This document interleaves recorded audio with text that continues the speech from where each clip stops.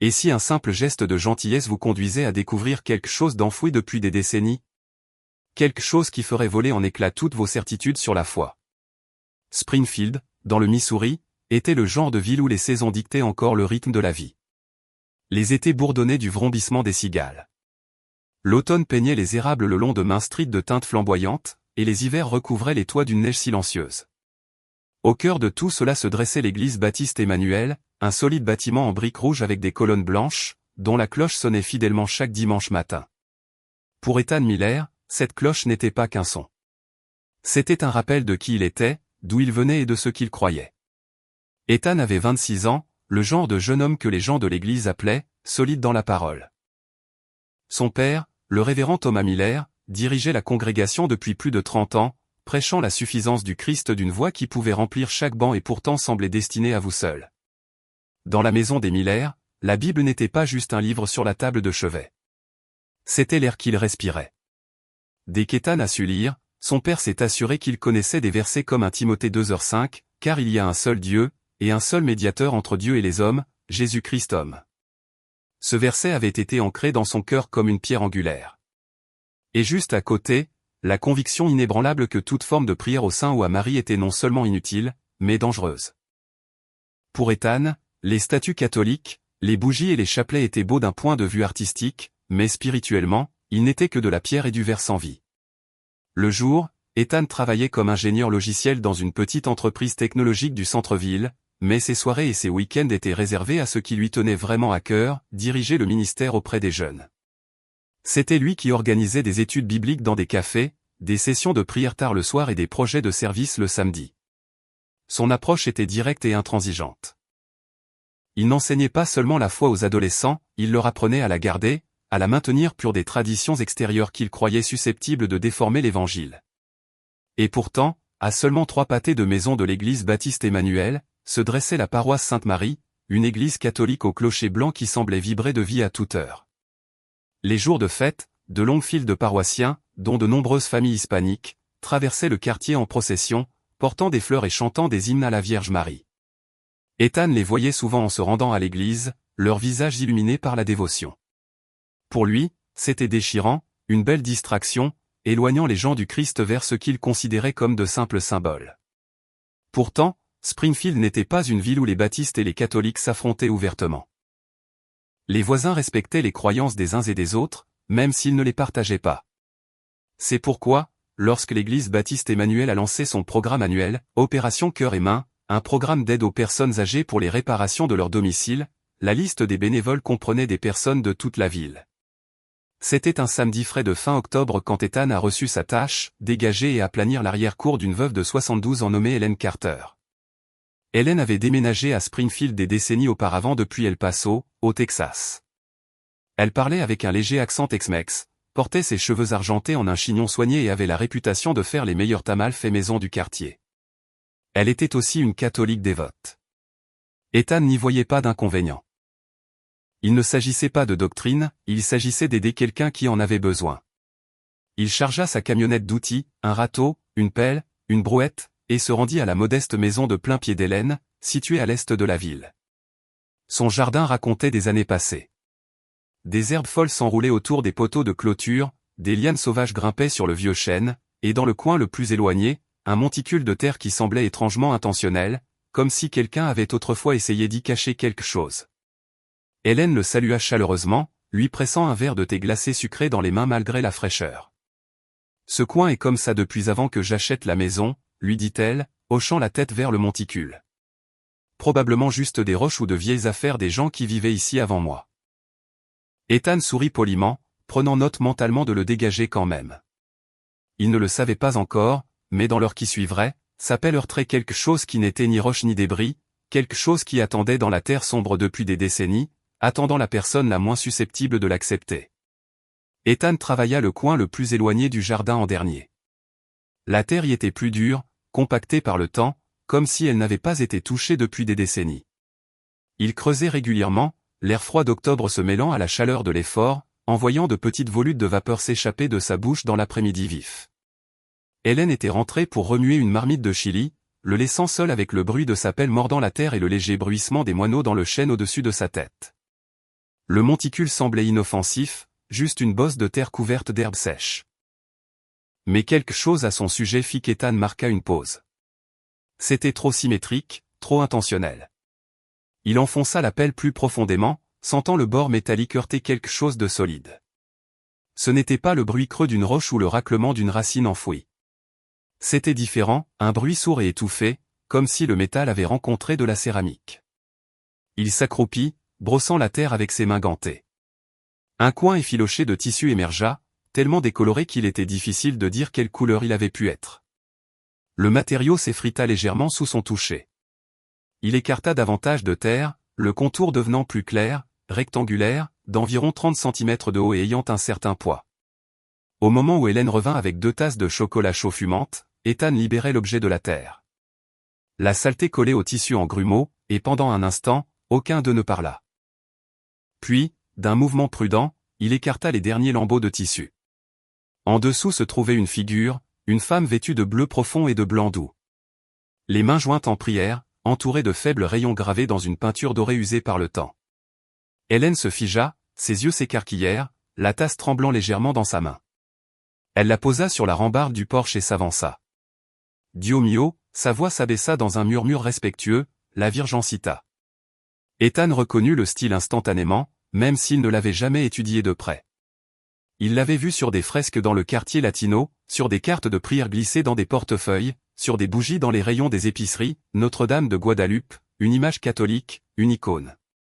Hélène tendit la main mais ne la toucha pas.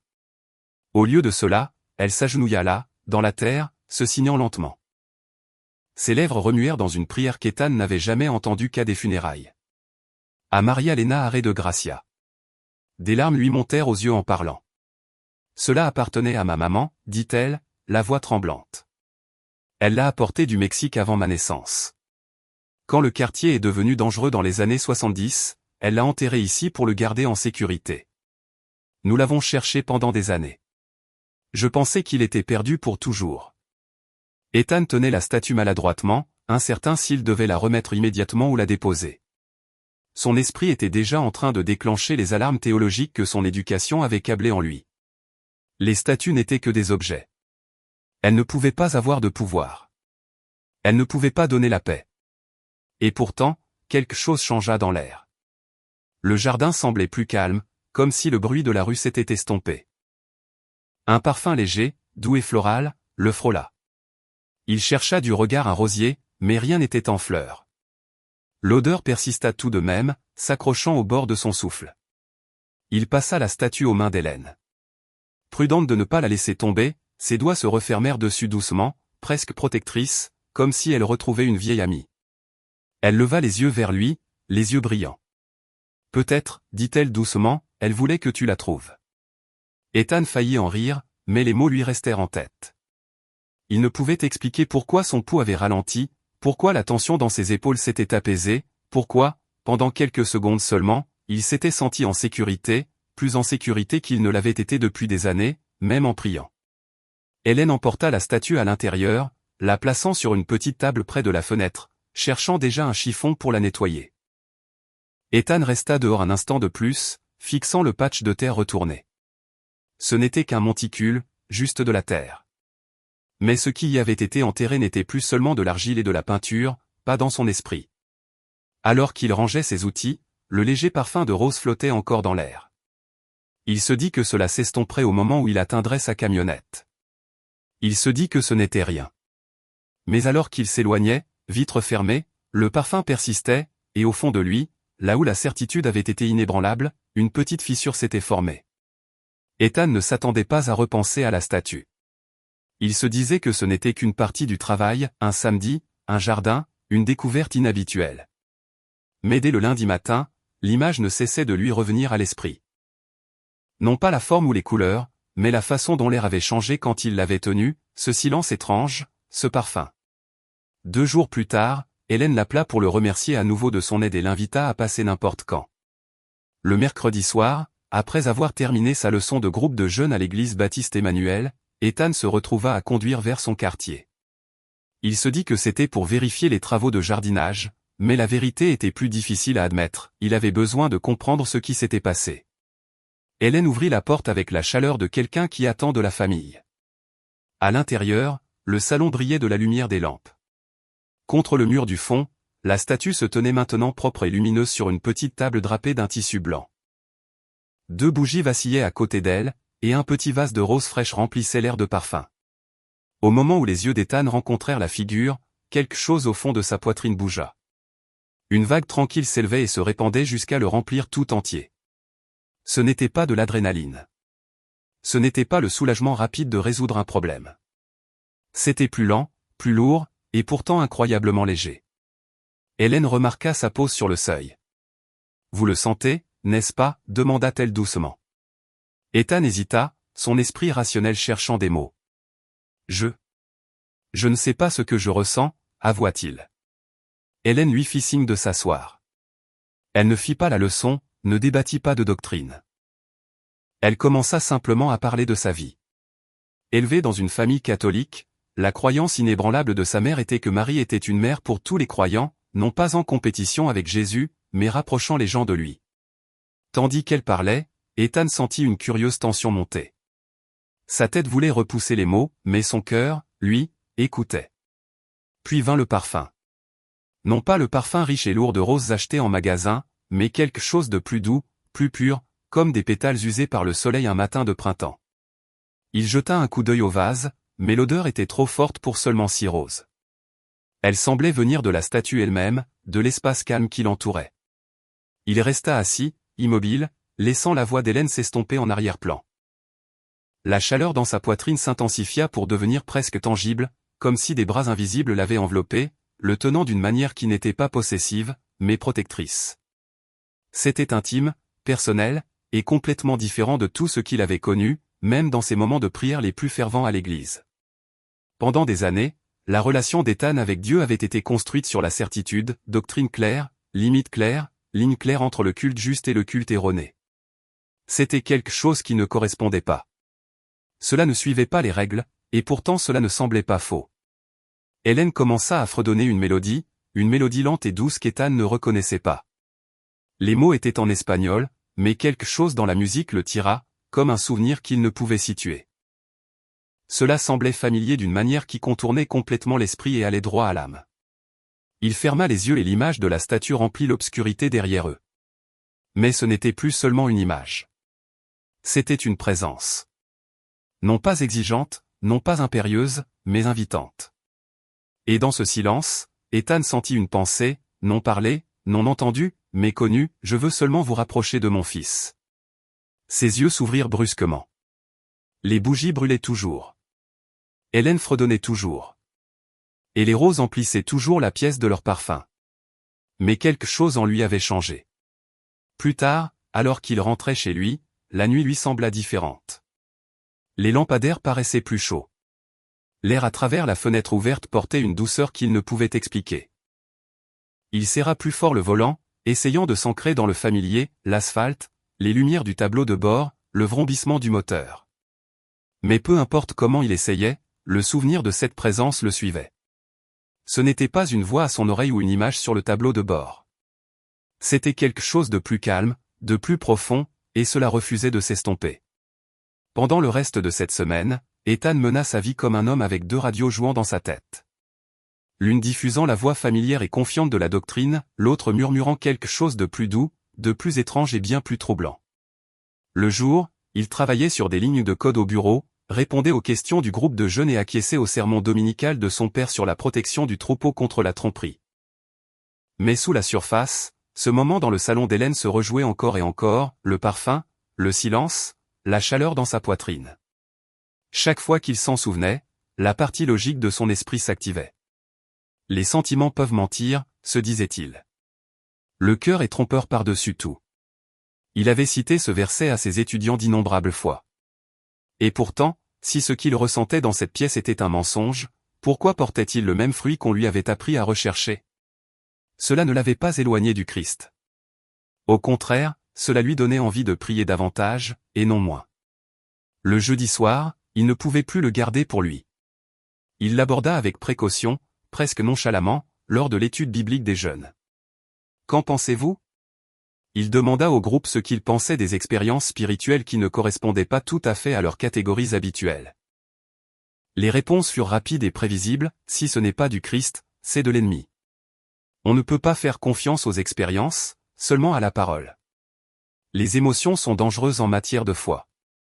Il acquiesça, mais à l'intérieur, la dissonance s'intensifiait. C'étaient les mêmes réponses qu'il aurait données 2 semaines auparavant. Mais maintenant il n'était plus sûr. Cette nuit-là, longtemps après le départ du dernier étudiant et l'extinction des lumières du hall de la fraternité, Ethan était assis seul dans sa camionnette sur le parking de l'église. Il ne démarra pas le moteur, n'alluma pas la radio, se contenta de rester dans l'obscurité, fixant la croix montée au-dessus du baptistère à travers la fenêtre du sanctuaire. « Seigneur, pria-t-il silencieusement, si c'est une tromperie, enlève-la. Mais si c'est de toi, ne me laisse pas l'ignorer. » La prière n'apporta aucune illumination subite. Aucune voix soudaine du ciel, seulement un souvenir, les mots d'Hélène, peut-être qu'elle voulait que tu la trouves. Le lendemain, Ethan se rendit à la bibliothèque publique de Springfield. Il se dit qu'il était juste curieux, que c'était une recherche pour l'apologétique, pour recueillir des informations afin de les réfuter plus tard. Mais la vérité était qu'il voulait comprendre. Il commença par la Bible elle-même, feuilletant des passages qu'il avait toujours lus à travers une lentille protestante, Jean 19, 26-27, Jésus depuis la croix confiant Marie aux soins du disciple Jean, Luc 1h48, la prophétie de Marie selon laquelle toutes les générations l'appelleront bienheureuse, Apocalypse 12h1, la femme vêtue du soleil, couronnée de 12 étoiles. Dans le doux murmure de la bibliothèque, il lut ces mots différemment, non pas comme des textes de preuve pour un débat, mais comme faisant partie d'une histoire plus vaste, une histoire où Marie n'était pas une distraction du Christ mais une figure intégrale de sa mission. De là, il passa à l'histoire de l'Église. Il lut des écrits chrétiens anciens, des noms dont il se souvenait de ses notes de séminaire mais qu'il n'avait jamais vraiment étudiés, Ignace d'Antioche, Irénée, Athanase. À sa surprise, beaucoup d'entre eux parlaient de Marie avec une révérence qui n'était pas de l'idolâtrie mais autre chose, quelque chose de familier. Un livre en particulier le laissa stupéfait, un recueil de sermons de Martin Luther sur Marie.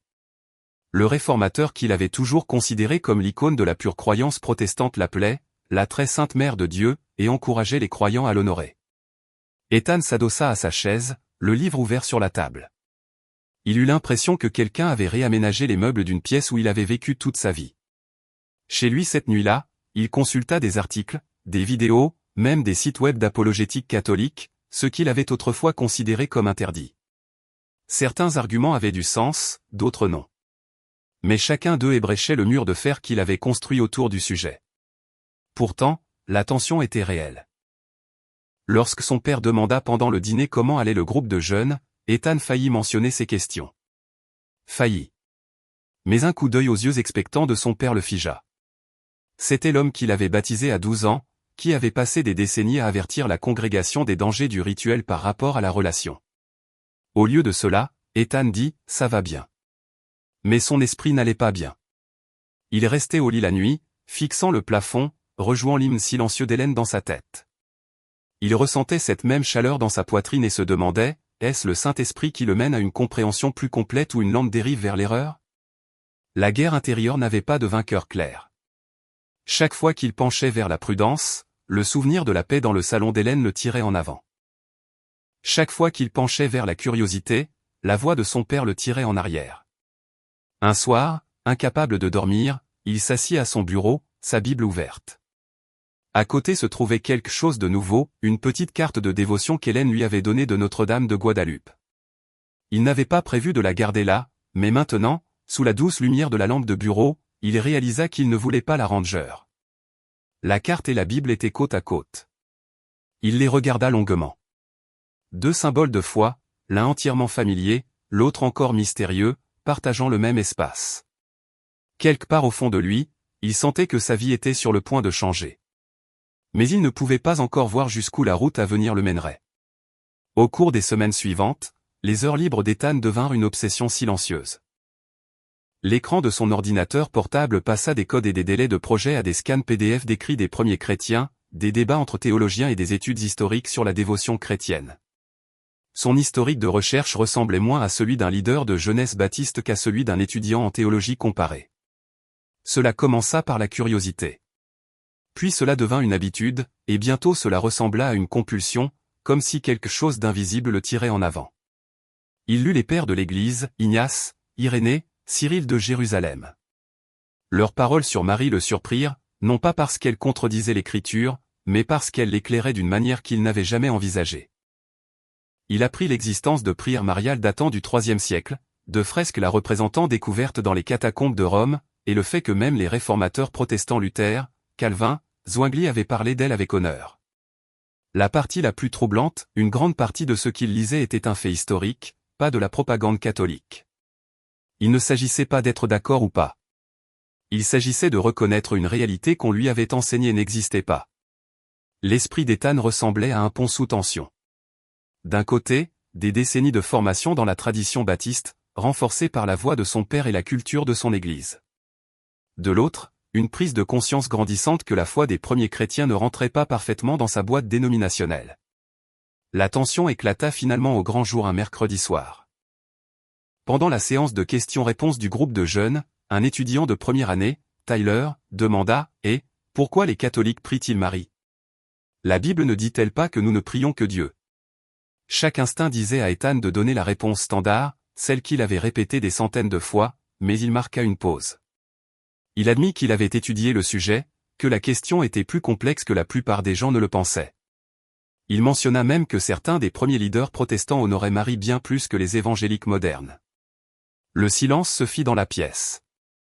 Quelques étudiants échangèrent des regards. Une jeune fille leva la main et demanda « Alors, vous dites que les catholiques ont raison ?»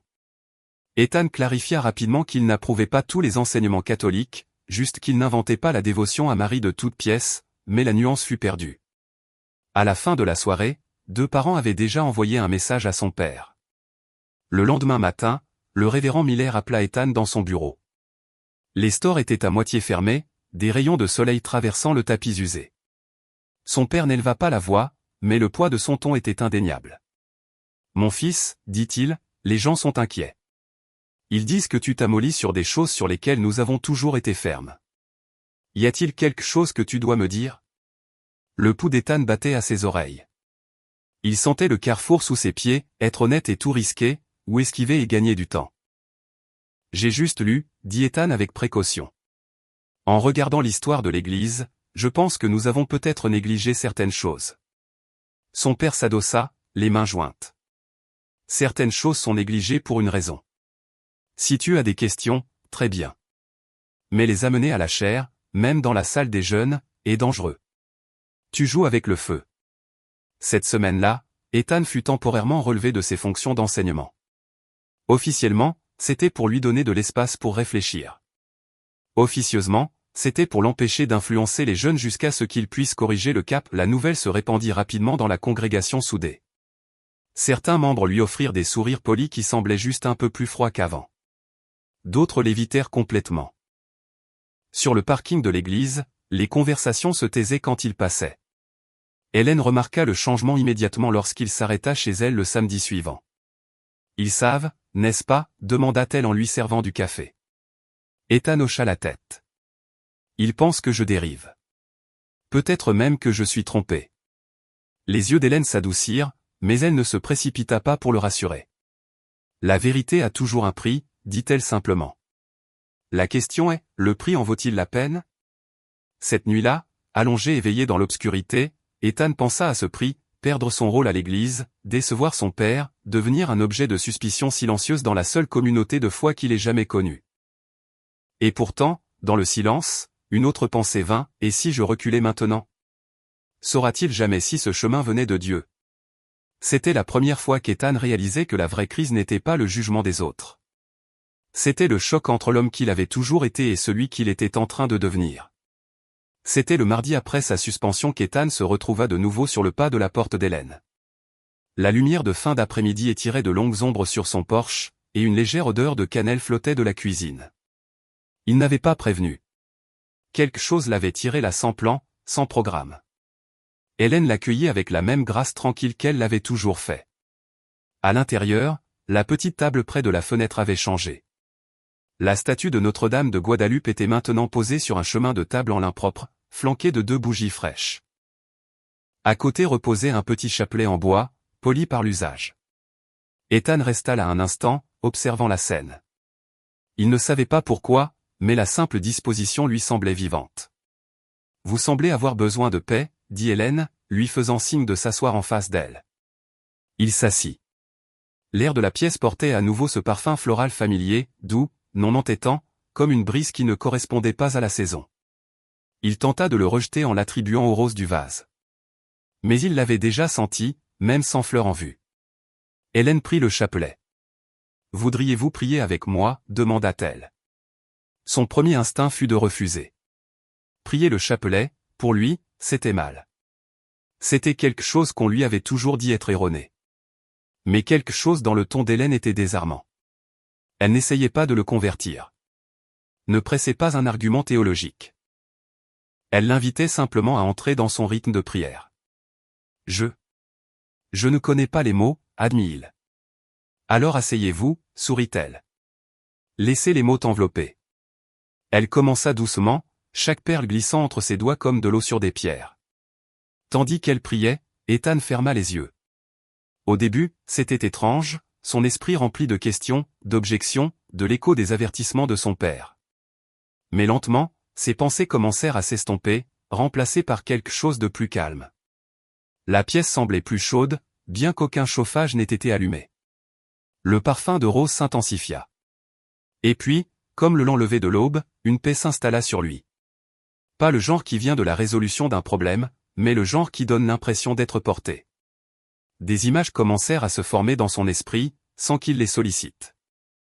Il vit des scènes des évangiles, la nativité, les noces de Cana, la crucifixion, mais à travers une perspective qu'il n'avait jamais envisagée auparavant, celle d'une mère regardant son fils. Chaque scène était lourde d'amour et de douleur, entrelacée d'une manière qui rendait les Écritures vivantes. Lorsque la voix d'Hélène atteignit la dernière prière, Ethan ouvrit les yeux. Les bougies vacillaient doucement.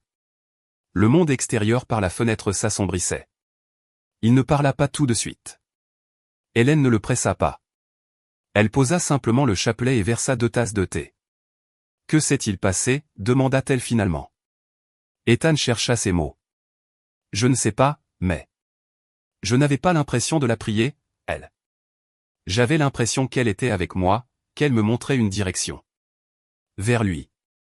Les yeux d'Hélène s'adoucirent. C'est exactement ce qu'elle fait. En rentrant chez lui cette nuit-là, Ethan laissa les fenêtres entr'ouvertes, laissant entrer l'air frais de l'automne. Mais sous l'odeur des feuilles mortes, il pouvait encore capter cette faible trace de rose s'accrochant comme un souvenir qui refusait de s'estomper. Pour la première fois depuis des semaines, il ne pensait pas aux arguments ou aux limites doctrinales. Il ne rejouait pas la tension avec son père ou les regards méfiants à l'église. Pour la première fois, il était simplement en paix. Et au fond de lui, une tranquille réalisation prit racine. Quoi que ce soit, cela ne l'éloignait pas du Christ. Cela l'en rapprochait. Au cours du mois suivant, les journées d'Ethan commencèrent à prendre un nouveau rythme, qui ne remplaçait pas la foi qu'il avait toujours connue, mais l'élargissait d'une manière qu'il n'aurait pu imaginer quelques semaines auparavant. Chaque matin avant le travail, il ouvrait toujours sa Bible comme il l'avait toujours fait. Mais maintenant, une petite image de Notre-Dame de Guadeloupe était posée à côté sur le bureau, un cadeau d'Hélène. Au début, il l'avait placée là par inadvertance. Maintenant, c'était délibéré. La carte n'était pas une idole. C'était un rappel de paix, de guidance, de la manière étrange et inattendue dont Dieu lui avait parlé ces derniers temps. Le soir, il se retrouvait à marcher dans les rues calmes de son quartier avec des écouteurs, écoutant des méditations audio sur la vie du Christ, mais à travers les yeux de Marie. C'était comme s'il découvrait des écritures familières dans une langue entièrement nouvelle. Les mots n'avaient pas changé. C'était lui qui avait changé. Pourtant, l'attrait de son ancien monde était fort. À l'église baptiste Emmanuel, son absence du ministère de jeunesse était devenue permanente jusqu'à nouvel ordre. La distance polie de la congrégation s'était transformée en une sorte de mur invisible. Des amis qui lui envoyaient des SMS quotidiennement n'envoyaient plus que des messages courts et prudents, comme s'ils évitaient l'éléphant dans la pièce. Son père ne l'avait plus interrogé sur ses études, mais Ethan pouvait sentir la tension dans chaque conversation. Il parlait du temps, des chances des Chiefs en play-off, ou de l'augmentation du coût de l'épicerie, mais jamais de foi. Plus maintenant. C'est dans cet espace inconfortable qu'Hélène lui fit une invitation, un pèlerinage en décembre au sanctuaire de Notre-Dame de Guadalupe à Chicago, coïncidant avec les célébrations de la fête. Ethan hésita. Il savait ce que cela signifierait, non seulement aux yeux de son père et de son église, mais aussi dans son propre cœur. Ce n'était pas comme visiter un musée ou assister à une conférence. Un pèlerinage était une déclaration, dont on ne pouvait pas revenir facilement. Cette nuit-là, il s'assit à son bureau, fixant l'invitation qu'Hélène avait écrite sur une carte pliée. La silhouette de la ville de Chicago était imprimée sur le devant. Les mots « Fête de Notre-Dame de Guadalupe » s'y courbaient. Il tourna la carte encore et encore dans ses mains, pesant le coup. Il pouvait imaginer les répercussions, des murmures dans le hall de l'église, le silence déçu de son père, peut-être même la rupture définitive avec le seul foyer spirituel qu'il ait jamais connu. Et pourtant, il pouvait aussi imaginer se tenir dans un lieu où des générations étaient venues chercher l'espoir, un lieu où l'image qui attendait dans le jardin d'Hélène depuis des décennies était honorée ouvertement, un lieu où le tiraillement qu'il ressentait depuis cet après-midi d'octobre pourrait enfin avoir un sens. La décision vint tranquillement, sans fanfare. Il envoya un SMS à Hélène tard cette nuit-là, « Je suis partant ». Le pèlerinage était différent de tout ce qu'Ethan avait jamais vécu. L'air froid de Chicago lui mordait le visage alors que des milliers de pèlerins remplissaient les rues, leurs voix s'élevant en chant, leurs mains portant des roses et des bougies. Les grandes portes de la basilique étaient ouvertes, déversant une lumière chaude sur les marches. À l'intérieur, le murmure de la prière était constant, comme une rivière coulant à travers la pierre. Lorsqu'il se tint enfin devant l'image encadrée de Notre-Dame de Guadalupe, ce ne fut pas dramatique. Il n'y eut pas de vision, pas de voix, juste une profonde immobilité, la même immobilité qu'il avait ressentie au moment où il avait tenu la statue pour la première fois dans le jardin d'Hélène. Mais maintenant, c'était plus plein, plus clair, comme s'il s'y était dirigé depuis le début. Il ne s'agenouilla pas par obligation. Il s'agenouilla parce que cela lui semblait la seule chose honnête à faire. À ce moment-là, Ethan comprit quelque chose qu'il n'aurait pas pu exprimer auparavant. Il ne s'agissait pas de laisser derrière lui ses racines baptistes. Il s'agissait de permettre à Dieu d'utiliser tous les moyens, toutes les voix, tous les témoins, y compris Marie, pour le rapprocher du Christ. Quand il retourna à Springfield, rien n'avait l'air différent. Les rues étaient les mêmes. Son travail était le même. La distance à l'église était la même. Mais à l'intérieur, le paysage avait changé. Il ne cherchait plus de preuves. Il vivait la réponse. Le dimanche après son retour de Chicago, Ethan entra dans l'église baptiste Emmanuel pour la première fois depuis des semaines. Le bâtiment sentait la même chose, vieux cantique et café infusé, mais l'air semblait plus lourd. Les conversations dans le foyer se taisaient à son passage. Personne n'était méchant, mais il y avait une prudence dans chaque poignée de main, une vigilance dans chaque sourire. Son père le salua à la porte du sanctuaire. La poignée de main s'éternisa plus longtemps que d'habitude. « C'est bon de te revoir à la maison », dit le révérend Miller, sa voix ferme mais indéchiffrable. Ethan savait que ce n'était ni le moment ni le lieu pour une conversation plus profonde, alors il hocha simplement la tête et s'assit près du fond. Les jours qui suivirent, la distance subtile dans sa communauté devint plus évidente. Les invitations aux événements sociaux cessèrent d'arriver. Des amis qui lui confiaient autrefois leurs difficultés parlaient maintenant avec des phrases mesurées, comme s'ils craignaient d'en révéler trop. Son absence du ministère auprès des jeunes s'était tranquillement transformée en permanence. Et pourtant, dans l'espace laissé vacant, quelque chose de nouveau commença à prendre forme. Un soir, en parcourant ses emails, Ethan trouva un message d'un homme nommé Daniel, un laïc méthodiste d'une autre partie du Missouri. Daniel avait entendu par une connaissance mutuelle parler du parcours d'Ethan et de son ouverture à Marie et à la dévotion. « Je crois que je traverse quelque chose de similaire, » disait le message, « mais je ne peux pas en parler dans mon église sans provoquer une tempête. » Cet email se transforma en un appel téléphonique. L'appel téléphonique se transforma en une rencontre dans un petit restaurant au bord de l'autoroute. Et de là, le modèle se répéta, un presbytérien à Kansas City, un leader de louanges non confessionnelles en Oklahoma, un jeune pasteur pentecôtiste en Arkansas. Tous avaient vécu des moments qu'ils ne pouvaient expliquer, des moments qui défiaient les limites claires de leur théologie. Tous se sentaient seuls. Ethan commença à organiser des rencontres discrètes dans son appartement. Au début, il n'y avait que 2 ou 3 personnes partageant un café et des histoires. Au fil du temps, le groupe s'agrandit, protestants et catholiques ensemble, non pas pour débattre pour gagner, mais pour écouter afin de comprendre. Ils lisaient les Écritures, priaient, et apprirent même le chapelet, l'encadrant non pas comme un rejet de la foi protestante, mais comme un moyen de contempler la vie du Christ à travers les yeux de sa mère. Il lança un blog, Bridging the Tradition, établir des ponts entre les traditions, où il écrivait sur l'histoire de l'Église, le témoignage des premiers chrétiens sur Marie, et comment la dévotion pouvait coexister avec les convictions protestantes. Il s'attendait à des critiques, et il en eut. Des commentaires anonymes le traitaient de « loup déguisé en agneau ». D'autres l'accusaient de « flirter avec la fausse doctrine ».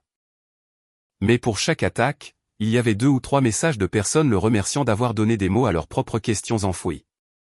Hélène, observant depuis les coulisses, devint une sorte de partenaire spirituel dans ce travail. Elle offrait des aperçus sur les pratiques catholiques, partageait des histoires de la foi de sa famille et rappelait à Ethan de toujours se concentrer sur le Christ. « Si tu t'acharnes à vouloir gagner un argument, lui dit-elle un jour, tu perdras avant même de commencer. Concentre-toi sur l'amour, et le reste suivra. » La plus grande surprise vint de son père. Un après-midi, ils se rencontrèrent pour déjeuner dans un petit restaurant de barbecue en dehors de la ville. Entre 2 bouchées de poitrine de bœuf, le révérend Miller admit avoir lu certains des articles du blog. « Je ne suis toujours pas d'accord avec toi sur beaucoup de points, dit-il prudemment, mais je ne peux pas nier que tu aides des gens. Et je vois que tu ne t'éloignes pas du Christ. Au contraire, tu t'accroches davantage à lui. » Ce n'était pas une approbation, mais c'était une trêve à laquelle Ethan ne s'attendait pas si tôt. Au printemps, Ethan avait réduit ses heures à l'entreprise de logiciels à temps partiel, libérant plus de jours pour écrire, voyager et rencontrer des pasteurs ouverts au dialogue écuménique. Il n'avait aucune illusion que son chemin mènerait à une acceptation massive. Il savait qu'il vivrait toujours entre 2 mondes, trop catholiques pour certains protestants, trop protestants pour certains catholiques. Mais peut-être, pensa-t-il, était-ce exactement là qu'il était censé être. Car dans cet espace intermédiaire, des conversations avaient lieu qui n'auraient lieu nulle part ailleurs. Des gens priaient ensemble qui n'avaient autrefois que débattu. Les cœurs s'adoucissaient. Et dans les moments calmes, dans un restaurant, dans un cercle de salon, lors d'un appel téléphonique à minuit, il pouvait le voir, la même paix qu'il avait ressentie dans le jardin d'Hélène trouvait son chemin dans d'autres vies. Le coup était réel.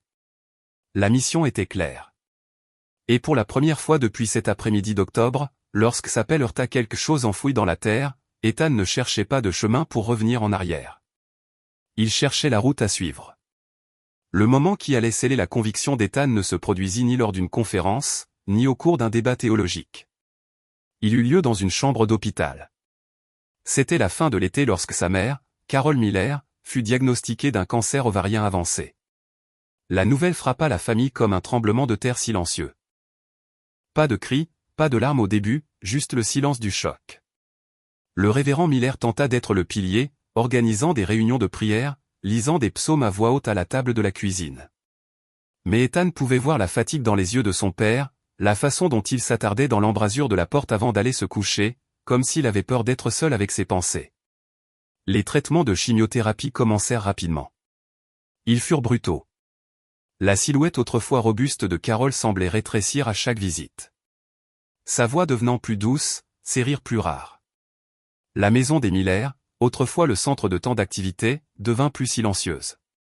Les conversations se réduisirent aux mises à jour médicales et aux encouragements murmurés. Un soir, après être resté auprès de sa mère pendant une série de traitements particulièrement difficiles, Ethan conduisit directement chez Hélène. Il ne prit pas la peine de la saluer. Les mots sortirent en un flot, je ne sais plus quoi faire. Je prie tous les jours, mais j'ai l'impression que mes prières rebondissent sur le plafond. Hélène écouta, ses yeux calmes, ses mains jointes. Puis elle se dirigea vers son petit autel, prit le même chapelet qu'Ethan avait prié avec elle des mois auparavant, et le pressa dans sa paume. « Demande-lui de prier avec toi, dit-elle simplement. Pas à ta place. Avec toi. » Cette nuit-là, dans son appartement, Ethan s'agenouilla près de son lit avec le chapelet dans les mains. La pièce était sombre, à l'exception de la lueur d'une seule bougie. Au début, les mots lui semblèrent mécaniques, forcés, mais à mesure que les perles glissaient entre ses doigts, le poids dans sa poitrine commença à se dissiper. Il pria pour la guérison de sa mère, mais aussi pour la paix. La paix pour elle, la paix pour son père, la paix pour toute la famille. À mi-chemin, le parfum de rose maintenant familier emplit l'air, plus fort cette fois. Il le sentit l'envelopper comme une couverture. Et puis dans le silence, la même pensée tranquille qu'il avait entendue auparavant revint, « Je marcherai avec toi à travers cela, et je ne te quitterai pas ». Au cours des 6 semaines suivantes, Ethan garda cette promesse près de lui. Chaque jour, il priait le chapelet pour sa mère, parfois seul, parfois avec Hélène. Et quelque chose commença à se produire, non seulement dans les résultats des tests, bien que ceux-ci s'améliorassent lentement, mais dans la famille elle-même. Son père, bien que toujours réservé, commença à s'adoucir. Il s'arrêtait à la porte de l'appartement d'Ethan après avoir déposé une cocotte de la part des dames de l'église et jeté un coup d'œil à la petite image de Notre-Dame sur le bureau. « Tu as été fidèle dans la prière », admit-il une fois, presque à contre-cœur. Ses frères, qui s'étaient éloignés de la vie d'église pendant des années, commencèrent à fréquenter la chapelle de l'hôpital avant leur visite. Et sa mère, elle souriait davantage. Même lors de ses journées les plus difficiles, elle prenait la main d'Ethan et disait « J'ai l'impression d'être portée ». La dernière série de chimio eut lieu juste avant Thanksgiving. Le scanner ne montra aucun signe de cancer actif. Les médecins appelèrent cela une rémission. Carol appela cela un cadeau. Une semaine plus tard, la famille se réunit pour le dîner. La dinde était au four, le match de football en sourdine, et pour la première fois depuis des mois, la maison des Miller retrouva son ambiance habituelle. Alors qu'ils s'asseyaient pour manger, Carol regarda son fils de l'autre côté de la table. « Je sais que tu as prié différemment, dit-elle. Quoi que tu aies fait, cela m'a rapproché de Jésus. Et je t'en remercie. » Pour Ethan, ce n'était pas seulement un soulagement. C'était une confirmation. Non pas une preuve au sens scientifique, mais une preuve de la manière la plus importante dans une vie de foi, en en voyant les fruits, la guérison de sa mère, l'ouverture prudente mais grandissante de son père, le retour de ses frères à la prière. Plus tard cette nuit-là, seul sur le porche arrière, Ethan leva les yeux vers le ciel froid et limpide du Missouri. Les étoiles s'étiraient à l'infini au-dessus de sa tête, et pour la première fois depuis cet après-midi d'octobre où il avait déterré la statue dans le jardin d'Hélène, il ne ressentait plus le besoin de remettre en question. La paix était toujours là, le parfum était toujours là, et aussi la tranquille certitude qui avait grandi tout au long, que le chemin sur lequel il se trouvait n'était pas un détour, mais la route qu'il était destiné à prendre toute sa vie. 2 ans s'étaient écoulés depuis le jour où l'appel d'Ethan avait heurté quelque chose d'enfoui dans le jardin d'Hélène Carter. Les saisons de Springfield avaient tourné 2 fois, chacune marquant un autre chapitre d'un voyage qu'il n'aurait jamais pu écrire. La statue de Notre-Dame de Guadalupe trônait toujours dans le salon d'Hélène, des bougies de chaque côté, des roses toujours fraîches. Ethan la visitait toujours chaque vendredi soir, non par obligation, mais par gratitude. Ils priaient ensemble, parfois en paroles, parfois en silence, et partageaient ensuite un repas simple, des tacos, de la soupe, ou ce qu'Hélène avait préparé sur le feu. Son propre appartement avait également changé. Le bureau où il ne gardait autrefois que sa Bible et son ordinateur portable contenait maintenant un journal ouvert, un petit crucifix en bois et une photo encadrée de son pèlerinage à Chicago. Mais le centre était toujours l'écriture. Il n'avait pas échangé une foi contre une autre. Au lieu de cela, sa foi avait pris racine dans un sol qu'il pensait autrefois interdit. Le ministère qui avait commencé comme un blog était devenu bien plus grand qu'il ne l'avait imaginé. Bridging the Tradition attirait désormais des lecteurs de tous les États-Unis et au-delà, pasteurs, laïcs et croyants ordinaires de tous les courants chrétiens. Certains venaient par curiosité, certains par scepticisme. Beaucoup venaient blessés, cherchant quelqu'un qui comprenait ce que cela signifiait de vivre entre deux mondes. Ethan voyageait davantage maintenant, intervenant lors de rencontres écuméniques, de petites retraites et même de forums universitaires. Il n'abordait pas ces événements comme un homme qui avait toutes les réponses. Il venait comme quelqu'un qui avait des questions et qui n'avait pas peur de les poser à voix haute. Dans ces salles, il voyait des choses qui lui rappelaient pourquoi le chemin valait la peine d'être parcouru, un diacre baptiste et une catéchiste catholique agenouillés côte à côte en prière, un leader de louange pentecôtiste apprenant le chapelet pour la première fois, une étudiante en théologie méthodiste pleurant silencieusement en réalisant que son amour pour Marie ne signifiait pas trahir Jésus. Chez lui, sa relation avec son père s'était établie sur quelque chose de à la fois fragile et fort, une sorte de trêve née du respect mutuel, même lorsque leurs convictions divergeaient. Le révérend Miller prêchait toujours le même évangile qu'il avait toujours fait. Mais il ne parlait plus de Marie et de la dévotion comme de quelque chose de dangereux. En fait, il avait commencé à faire référence à Marie dans ses sermons, non pas pour débattre d'elle, mais pour tirer des leçons de son obéissance, de son courage et de sa foi. Et puis il y avait sa mère. La santé de Carol restait stable. Elle gardait toujours une petite carte de prière qu'Ethan lui avait donnée pendant sa chimiothérapie, la même image de Guadalupe qu'il gardait sur son bureau. Parfois, quand personne d'autre n'était là, elle passait lentement ses doigts dessus, comme si elle se souvenait des mois où la prière avait été le seul terrain stable sous ses pieds. Ethan savait qu'il vivrait toujours dans la tension entre deux traditions, trop catholiques pour certains, trop protestants pour d'autres. Mais il avait cessé de voir cela comme une faiblesse. C'était un appel. Et dans cet appel, il avait trouvé quelque chose qui transcendait les étiquettes, la vérité inébranlable que la seule mission de Marie était de conduire les cœurs plus près de son fils. Les soirs calmes, lorsque la ville s'était endormie et que le vrombissement de la circulation s'estompait, Ethan retournait à cet après-midi d'octobre dans son esprit, le bruit de l'appel heurtant quelque chose de solide, le tissu qui s'effrite, le murmure d'Hélène, la Vierge en cita. À l'époque, il n'aurait pas pu deviner qu'une statue enfouie mettrait à jour quelque chose en lui, quelque chose qui attendait de grandir. Maintenant, il comprenait qu'il ne s'agissait pas d'une seule tradition qui l'emportait. Il ne s'agissait pas d'abandonner l'ancien pour le nouveau. Il s'agissait de laisser Dieu utiliser toutes les voies qu'il choisissait, même la voix d'une mère, pour appeler ses enfants à la maison. C'était l'héritage qu'Ethan espérait laisser, non pas une traînée d'arguments gagnés, mais une traînée de cœurs ouverts. Non pas un ministère construit sur la division, mais un construit sur le travail silencieux et obstiné de la réconciliation. Car en fin de compte, le vrai miracle n'était pas seulement ce qui s'était passé dans le jardin d'Hélène. C'était ce qui s'était passé dans chaque salon, chaque salle d'église et chaque café où des croyants avaient osé prier ensemble malgré leurs différences. La statue avait été cachée dans la terre pendant des décennies, attendant que quelqu'un la découvre.